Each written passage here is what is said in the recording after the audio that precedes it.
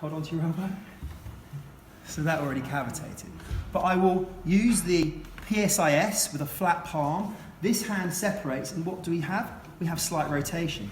So I can push with one and pull with the other. Remember, we work with his breathing. If it's part of your remit, take a deep breath and breathe out. And then back into our rotation.